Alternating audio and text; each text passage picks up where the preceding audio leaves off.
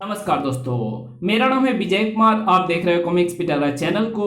तो चलिए दोस्तों, हम लोग कॉमिक्स पढ़ रहे थे दैत्य की अदालत, और इसका पहला पार्ट मैंने अपने चैनल पर अपलोड कर दिया है। पहले पार्ट में मैंने इस कॉमिक्स को 15 पेज तक कवर कर दिया था। अब इस पार्ट में इसके आगे कहानी को शुरू करते हैं। ले दोस्त, खच राजमहल में क्या हमारे सारे सैनिक मारे गए? हाँ महाराज। ओह, जान बचाने के लिए भागना होगा। मकरेंदर पीछे के द्वार से भाग निकला और फिर घोड़े पर सवार होकर कृष्णदेव से निपटने के लिए अब नए सिरे से शक्तियां प्राप्त करनी होगी। दगड़ दगड़ दगड़। इधर हमें क्षमा कर दीजिए महाराज, हम विजयी हुए। आज से हमारे महाराज आप हैं। तो ठीक तभी तुम अपना वादा मत भूल जाना राजन, वरना मेरी अदालत तुम्हें कभी माफ नहीं करेगी। ओह, और फिर ओह, खत्म हो गया। बड़ाम। अपना राज्य वापस पाते ही घटोत्कच ने मेरे लिए कुछ नहीं किया। मकरेंदर की तलवार की शक्ति तो पहले ही खत्म हो गई थी। बिना तलवार के तो मकरेंदर को साधारण सा आदमी भी मार सकता था। घटोत्कच मर चुका है। अब कौन देखने वाला है कि मैं उस कुरूपा से विवाह करने जा रहा हूं अथवा नहीं। कृष्णदेव अपने राजकाज में व्यस्त हो गया। ठीक है, इन्हें राजकोष से 10 सहस्त्र स्वर्ण मुद्राएं दे दी जाए। जो आज्ञा महाराज। दूसरी ओर करकसा। पिताजी की मृत्यु को 1 माह गुजर गया, परंतु कृष्णदेव मुझसे विवाह करने नहीं आया। मुझे राजधानी जाकर पता करना चाहिए। शीघ्र ही राजधानी में। महाराज ने तुझसे विवाह करने का वचन दिया था। क्या किसी राक्षसी से राजा महाराज विवाह करते हैं? चल भाग यहां से। एक सैनिक के धक्के से करकसा जमीन पर गिर पड़ी। वहीं छिपा था राजा मकरेंदर। ओह, ये कौन है? नफरत और क्रोध से फुंकार उठी करकसा। राक्षसी कहा मुझे? हाँ, अब मैं राक्षसी बनकर दिखाऊंगी।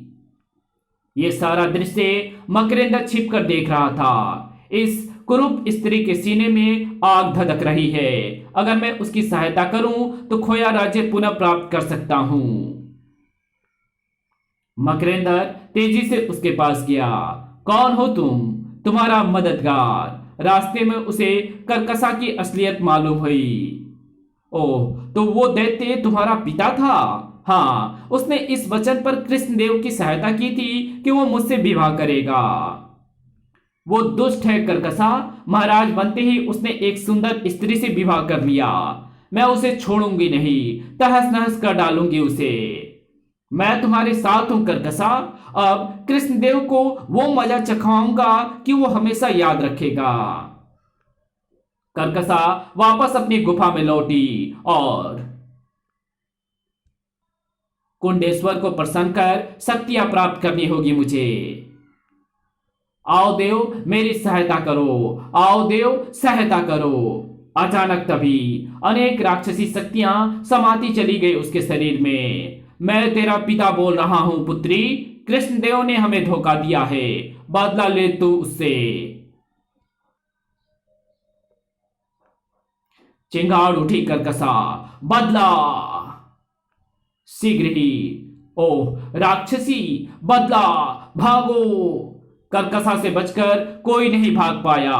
बचाओ। इधर राजमहल में। अच्छा, अब हम चलते हैं वत्स। कुछ दिन यहीं ठहर जाएं गुरुदेव। नहीं वत्स, रमता जोगी और बहता पानी किसी जगह ठहरा नहीं करते। ठीक तभी अनर्थ हो गया महाराज। एक राक्षसी ने राज्य पर हमला बोल दिया है। राक्षसी? बचाओ, चलो मैं देखता हूं। बचाओ। सब कुछ नष्ट कर दूंगी। ठहर जा दुष्ट राक्षसी। ओह, एकाएक राक्षसी पलटी। कृष्णदेव, करकसा, तूने अपना वादा भुलाकर अच्छा नहीं किया कृष्णदेव। अगले ही पल तू बचेगा नहीं मेरे हाथ से। नहीं, मुझे छोड़ दो। तेरा लहू पीकर अपने सीने में धधकती आग शांत करूंगी मैं। उफ, अब क्या करूं? लेकिन अचानक करकसा का हाथ रुक गया।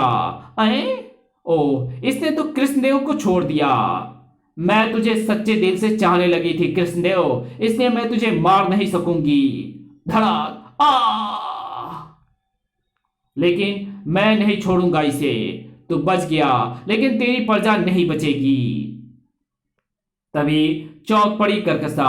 ओह, इधर मकरेंद्र के हाथ में थमी तलवार घूमी, लेकिन करकसा खटाक। ओह, मेरे होते तू कृष्णदेव का बाल भी बांका नहीं कर सकता दुष्ट। नहीं। और